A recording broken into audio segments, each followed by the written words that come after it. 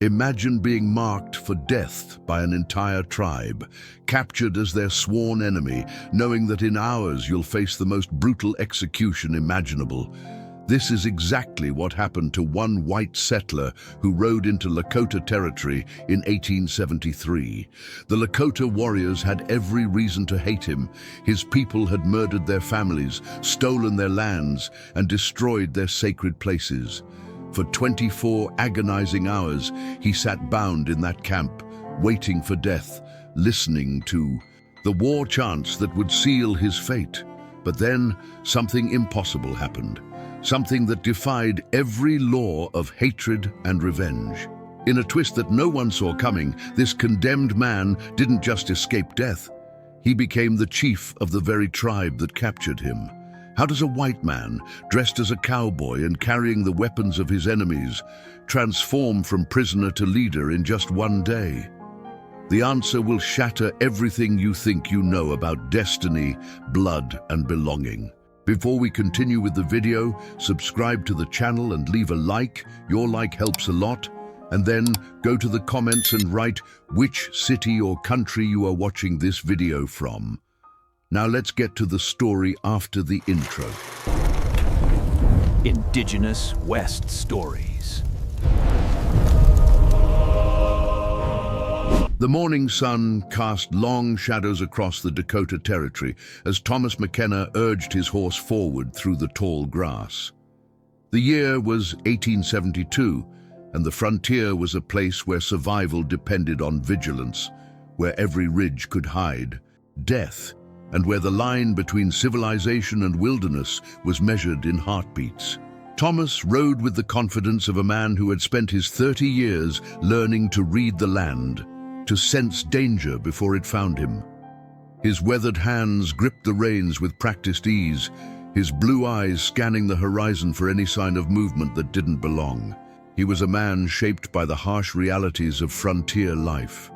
Tall and lean, with sun-darkened skin and calloused hands that spoke of hard work and harder choices.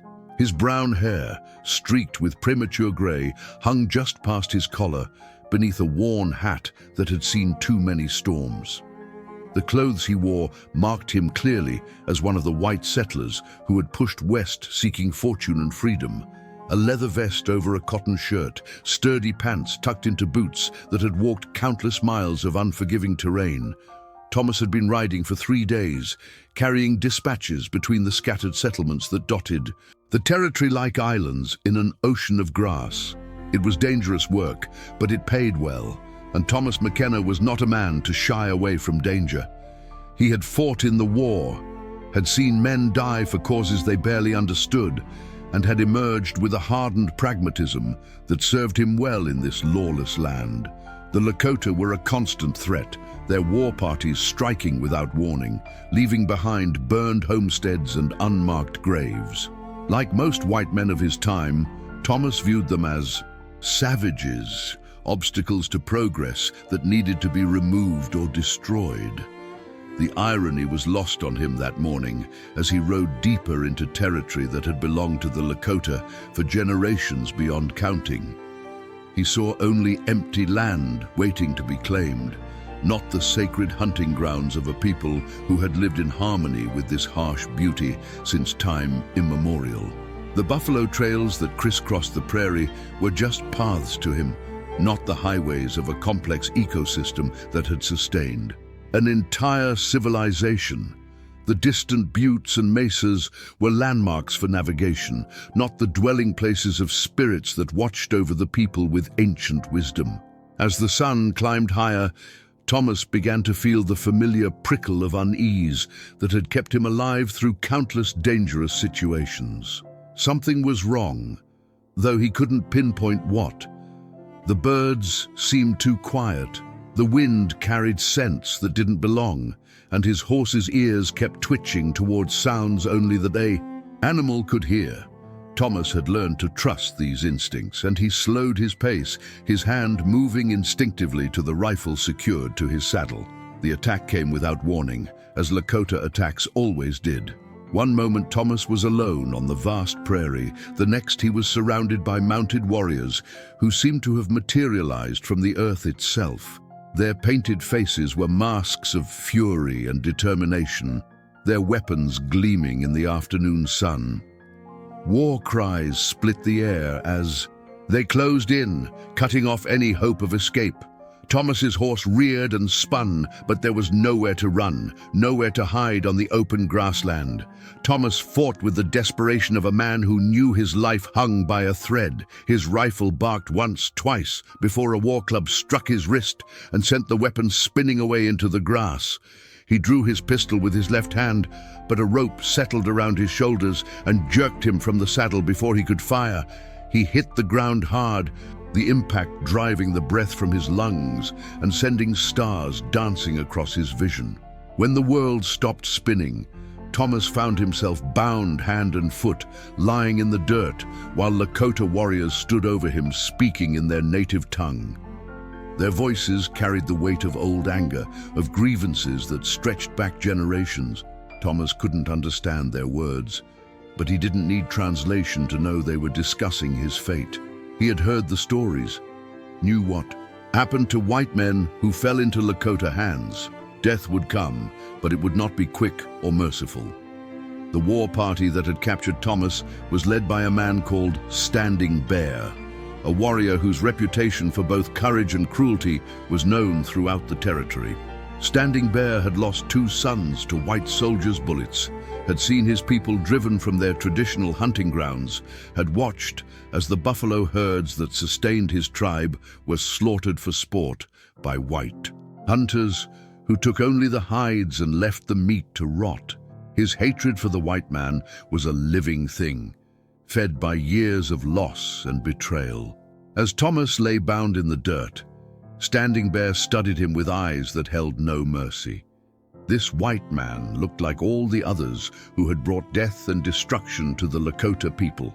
His clothes marked him as one of the settlers or soldiers who had stolen their land. His weapons identified him as an enemy who would kill without hesitation. There was nothing to distinguish him from the countless other white men who had brought such suffering to the people. The war party made camp as darkness fell, and Thomas was dragged to the center of their circle like a trophy.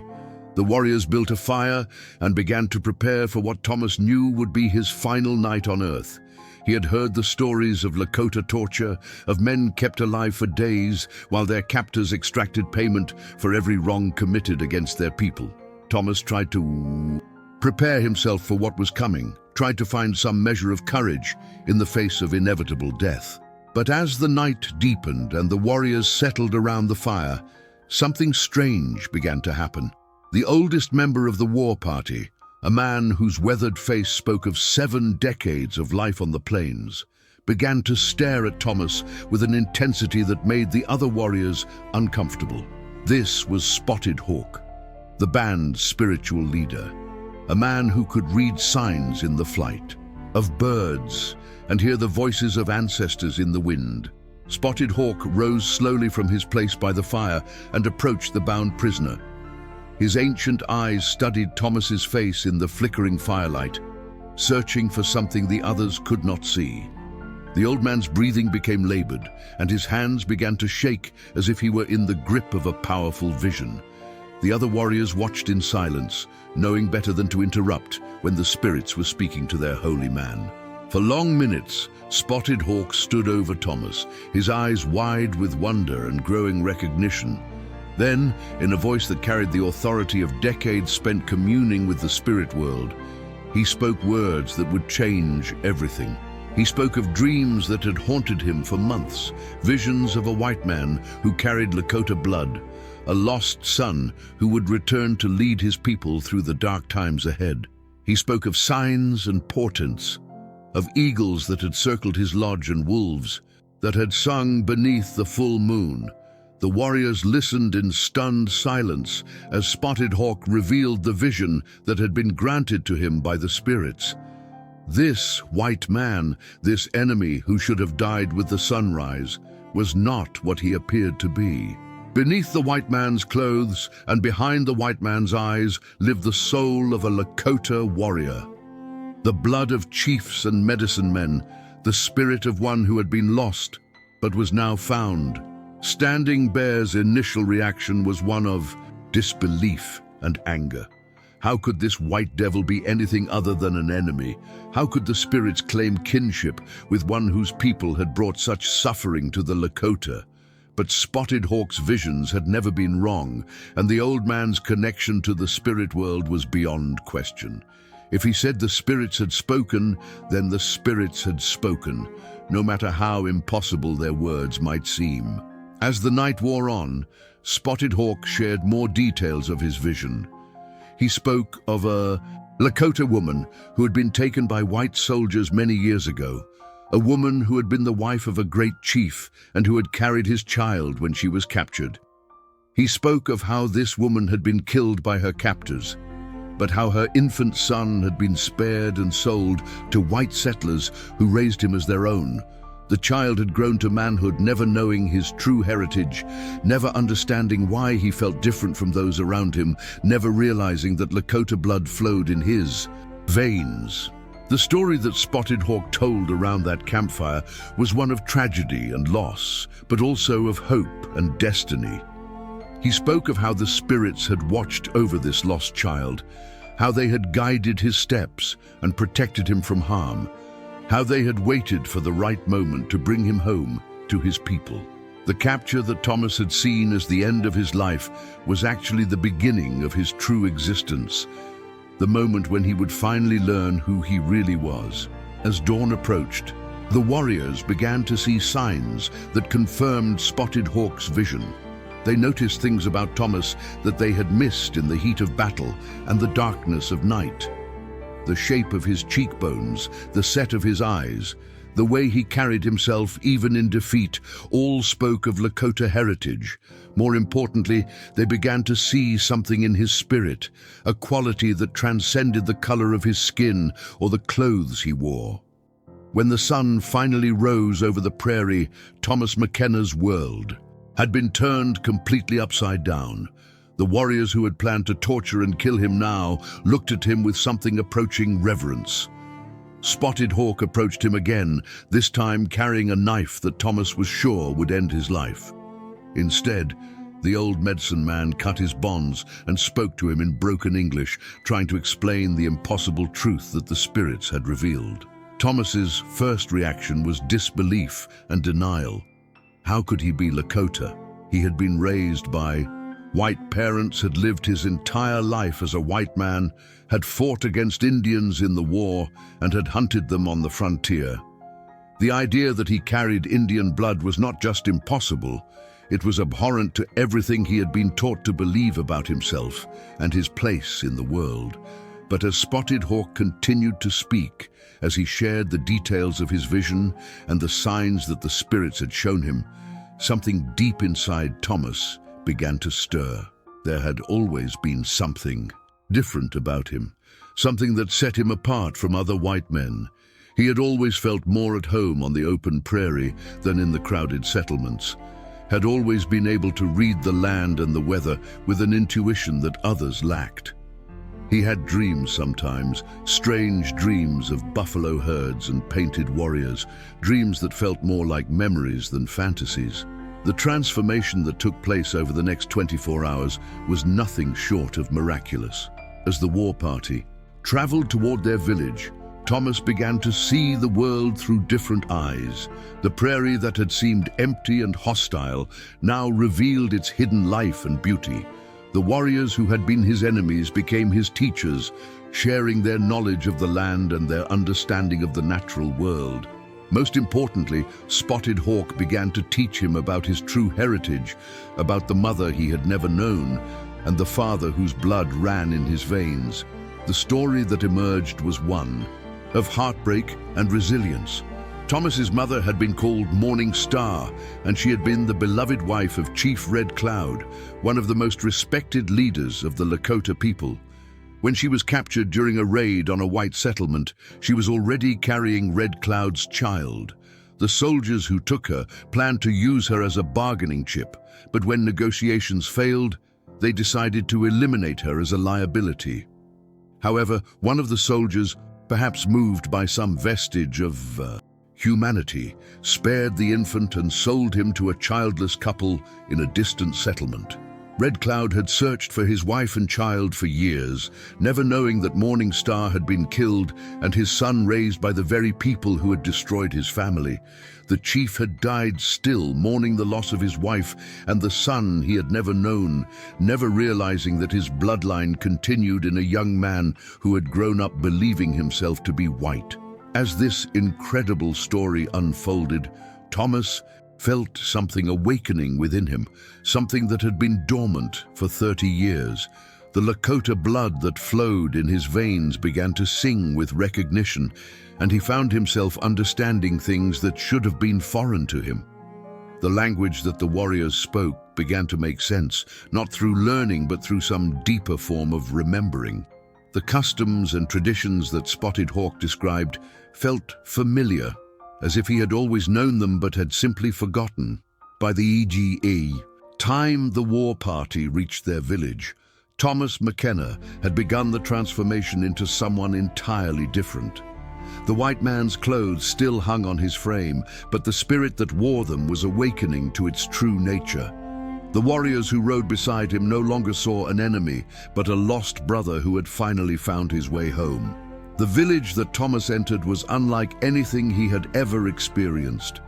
The teepees stretched across the valley like white flowers blooming on the prairie, and the people who emerged to greet the returning war party moved with a grace and dignity that spoke of deep connection to the land and to each other.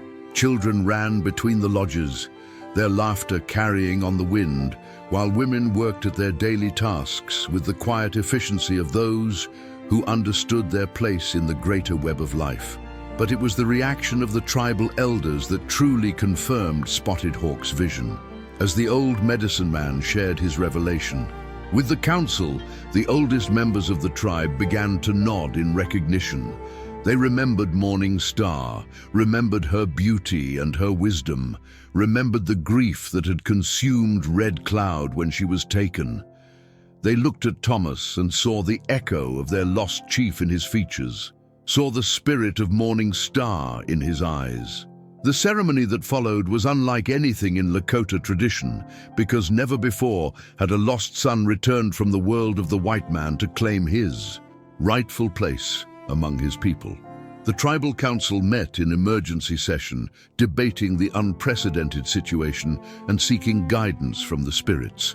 Spotted Hawk's visions were examined and re-examined, the signs and portents discussed and interpreted by every medicine man in the village. In the end, the decision was unanimous.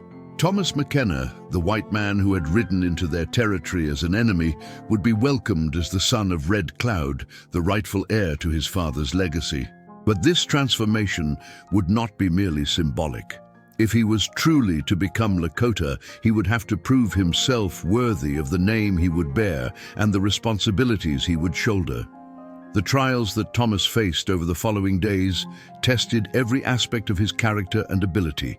He was required to demonstrate his skill as a hunter, tracking and killing a buffalo with only a bow and arrows. He had to prove his courage by participating in raids against enemy tribes, showing that he could fight and lead in the Lakota way. Most importantly, he had to show that he could think and feel as a Lakota, that he understood the spiritual connection between his people and the land that sustained them. Each test revealed more of Thomas's true nature. The skills that he had learned as a white frontiersman translated surprisingly well to Lakota life. But more than that, he seemed to possess an intuitive understanding of Lakota ways that went beyond mere learning. He could read. The weather patterns that guided the buffalo herds could sense the presence of enemies long before they appeared on the horizon, could communicate with the horses in ways that amazed even the most experienced warriors. But perhaps the most remarkable transformation was in Thomas's understanding of himself and his place in the world. the hatred and suspicion that he had harbored toward Indians began to dissolve as he learned the truth about his heritage and the injustices that his people had suffered. He began to see the conflicts between white settlers and Lakota warriors not as a simple struggle between civilization and savagery, but as a complex tragedy born of misunderstanding, greed, and the clash of incompatible ways of life. The ceremony that formally inducted Thomas into the tribe took place beneath the full moon, with the entire village gathered to witness the unprecedented event. Spotted Hawk conducted the ritual, calling upon the spirits of the ancestors to welcome their lost son home. Thomas was given a new name, one that honored both his heritage and his journey. Walks Between Worlds, a recognition that he would forever carry the experiences of both the white and Lakota peoples within his heart. As part of the ceremony, Thomas was presented with the sacred items that had belonged to his father, Red Cloud. The war bonnet with its eagle feathers that told the story of countless brave deeds, the medicine bundle that contained the spiritual power of generations of chiefs, the war lance that had led the Lakota to victory in dozens of battles. Each item carried with it not just material value, but the weight of history and the responsibility of leadership. The transformation was complete when the tribal council formally recognized Thomas as their new chief. At 30 years old, he had gone from being a white settler who hated Indians to being the leader of one of the most powerful Lakota bands on the northern plains. The irony was not lost on anyone, least of all Thomas himself, who understood that his unique position gave him both tremendous opportunity and enormous responsibility. As chief, Thomas faced challenges that would have tested even the most experienced leader. The Lakota people were under constant pressure from the advancing white settlement, their traditional hunting grounds being carved up by railroads and homesteads, their way of life threatened by the relentless march of what the whites called progress. Thomas's knowledge of white culture and tactics gave him insights that other chiefs lacked, but it also placed him in the impossible position of understanding both sides of a conflict that seemed destined to end in the destruction of one or the other. It was during this period of adjustment and learning that Thomas met the woman who would change his life yet again. Her name was White Dove, and she was the daughter of one of the tribal elders, a woman of 25 winters, whose beauty was matched only by her intelligence and strength of character. She had been married before to a warrior who had died fighting the white soldiers, and she had sworn never to give her heart to another man. But there was something about the new chief that intrigued White Dove. Perhaps it was the sadness she saw in his eyes, the weight of loss and displacement that she recognized because she carried similar burdens. Perhaps it was the way he treated the children of the village with a gentleness that spoke of deep understanding of what it meant to grow up without knowing one's true parents. Or perhaps it was simply the way he seemed to be trying so hard to become something he had never been taught to be, to honor a heritage he had only recently discovered. Their courtship was conducted according to Lakota custom, with Thomas proving his worthiness through gifts and demonstrations of his ability to provide for a family. He brought her the finest furs from his hunting expeditions, crafted jewelry from silver and turquoise that he had learned to work under the tutelage of the village artisans, and composed songs in her honor that he performed at the evening gatherings around the central fire. White Dove was not easily impressed, having seen too many warriors who confused bravado with true strength, who mistook aggression for courage. But Thomas was different. He had the quiet confidence of a man who had been tested by life and had emerged stronger for the experience. He listened more than he spoke, observed more than he acted, and when he did take action, it was with the careful consideration of one who understood the weight of consequences. The love that grew between them was like the slow warming of the earth in spring, gradual but inevitable, building from mutual respect to deep affection, to a passion that surprised them both with its intensity. White Dove found herself drawn to this man who walked between worlds, who could speak of the white man's ways with authority, but who had chosen to embrace the Lakota path with his whole heart.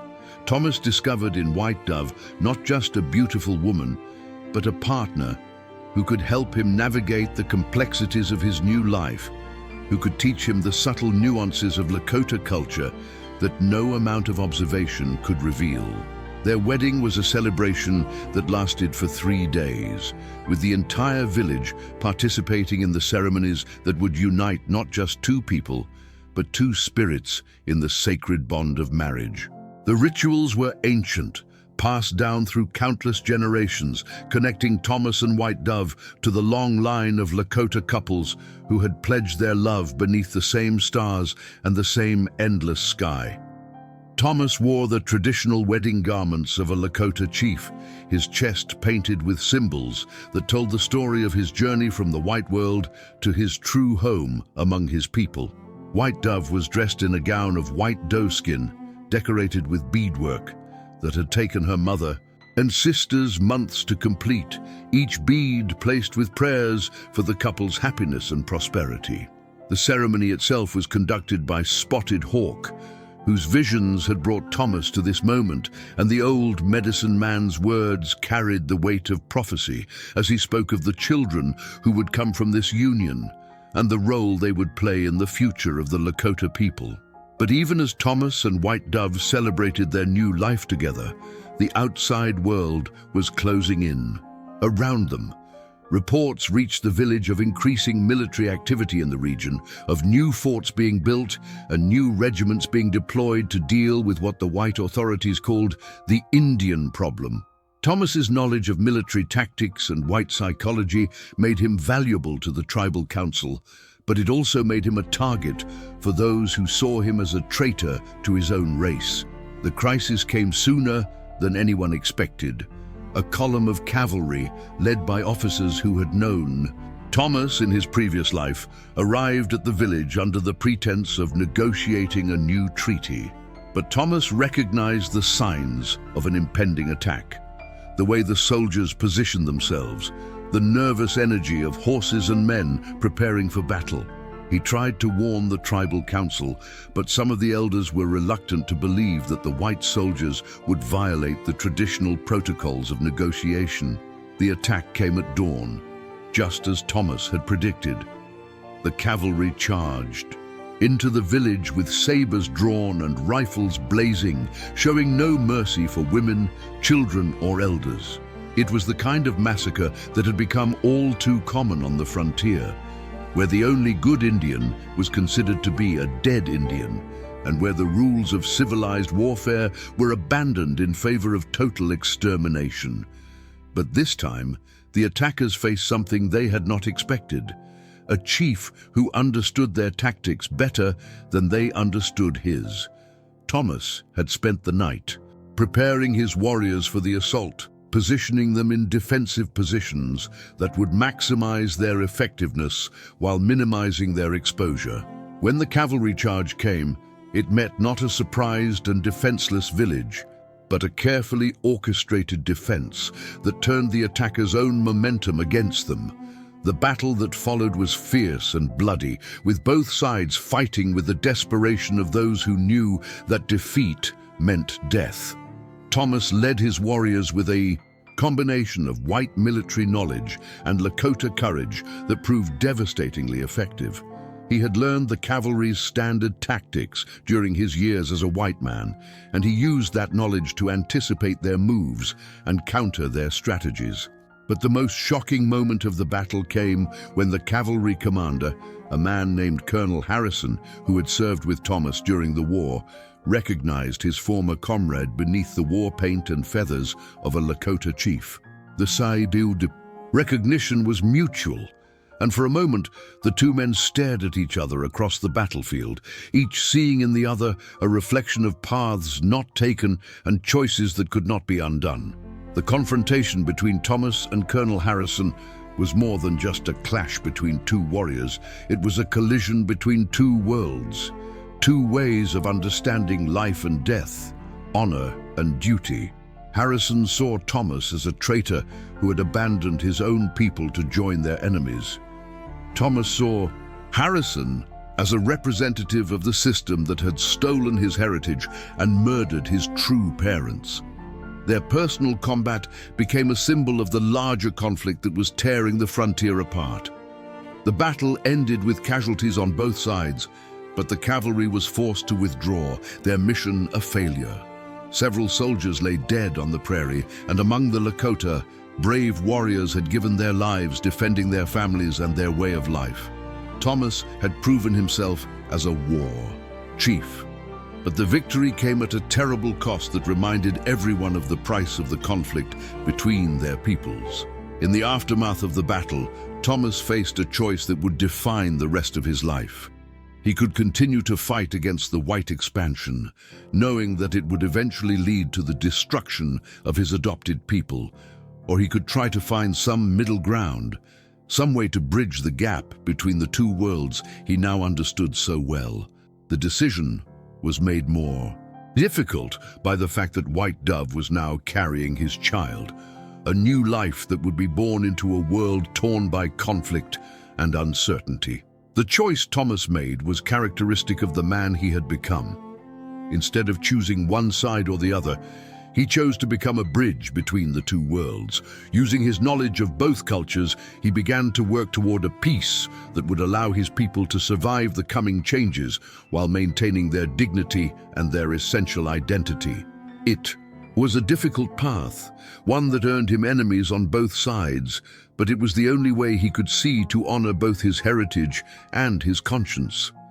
The negotiations that Thomas initiated were complex and delicate, requiring him to convince white authorities that the Lakota could be valuable allies rather than implacable enemies, while simultaneously persuading his own people that accommodation did not mean surrender. His unique position as a man who had lived in both worlds gave him credibility with both sides, but it also made him a target for those who preferred the simplicity of total war to the complexity of coexistence. The peace that Thomas eventually negotiated was not perfect, and it required sacrifices from both sides that many found difficult to accept. The Lakota would have to give up some of their traditional hunting grounds in exchange for guarantees that their remaining territory would be respected. The white settlers would have to accept limitations on their expansion and acknowledge the Lakota's right to exist as a separate people with their own customs and laws. But perhaps the most important aspect of the peace was the personal transformation it represented for Thomas himself. He had begun his journey as a white man who hated Indians, had become a Lakota chief who fought against white expansion, and had finally evolved into something entirely new, a bridge between worlds, a man who could see the humanity in both sides of the conflict and who was willing to work toward a future where both could coexist. The birth of Thomas and White Dove's first child marked a new chapter in their story and in the story of their people. The baby was a son, and he carried in his blood the heritage of both worlds, the legacy of Lakota chiefs and white pioneers, the promise of a future where the artificial divisions between peoples might finally be overcome. They named him Joseph, after Thomas's adoptive father, but also gave him the Lakota name of Little Eagle, honoring the vision that Spotted Hawk had seen of eagles circling on the day of Thomas's capture. As Thomas held his son for the first time, he thought about the incredible journey that had brought him to this moment. 2 years earlier, he had been a white settler riding across the prairie with nothing but contempt for the Indian peoples who stood in the way of progress. Now he was a Lakota chief, a husband and a father, responsible for the welfare of hundreds of people who looked to him for leadership and protection. The irony was not lost on him that his son would grow up knowing his heritage from birth, would never experience the confusion and displacement that had marked Thomas's own journey to understanding. Little Eagle would be raised knowing that he was both Lakota and white, that he carried the best of both worlds within his spirit, and that his destiny was to help build bridges between peoples who had been enemies for too long. The years that followed were marked by both triumph and tragedy, as Thomas worked to maintain the delicate peace he had negotiated while dealing with extremists on both sides who preferred war to coexistence. There were times when it seemed that all his efforts would be in vain, when the hatred and mistrust between the peoples seemed too deep to overcome. But there were also moments of hope, when white settlers and Lakota families worked together for their mutual benefit, when children from both cultures played together without seeing the differences that divided their parents. Thomas's leadership during this period was marked by a wisdom that came from his unique experience of having lived authentically in both worlds. He understood the fears and motivations that drove both sides, could anticipate the arguments and objections that would arise from any proposed solution, and could speak to each group in terms they could understand and respect. His ability to walk between worlds became not just a personal characteristic, but a crucial skill for maintaining peace in a region that had known too much war. White Dove proved to be an invaluable partner in these efforts, using her own deep understanding of Lakota culture to help Thomas navigate the subtle complexities of tribal politics, while also learning enough about white customs to serve as an intermediary when needed. Together, they became symbols of the possibility of unity between peoples, living proof that love and understanding could overcome even the deepest cultural divisions. The story of Thomas McKenna, the white man who became a Lakota chief, became legend among both peoples. To the Lakota, he was proof that the spirits could work in mysterious ways, that family bonds transcended the artificial boundaries created by human prejudice, and that leadership came not from the color of one's skin, but from the strength of one's character. To the white settlers, he was a reminder that the Indians were not the savage enemies they had been taught to fear, but human beings with their own rich culture, deep wisdom, and capacity for both love and forgiveness. But perhaps the most important legacy of Thomas's story was the example it provided for future generations. His son Joseph, raised to understand and respect both sides of his heritage, would grow up to become a leader in his own right, continuing his father's work of building bridges between peoples. The peace that Thomas had negotiated would not last forever, as the eco pressures of westward expansion and the discovery of gold in the Black Hills would eventually overwhelm even the most carefully constructed agreements. But the example of what was possible, the proof that enemies could become family and that understanding could triumph over hatred, would inspire others to continue the work of reconciliation. In his later years, Thomas would often sit by the fire in the evening, watching his children and grandchildren play together and marvel at the strange turns that life had taken. The man who had once ridden across the prairie with hatred in his heart for the Lakota people had become their chief, their protector, and the father of a new generation that would carry the best of both worlds into the future.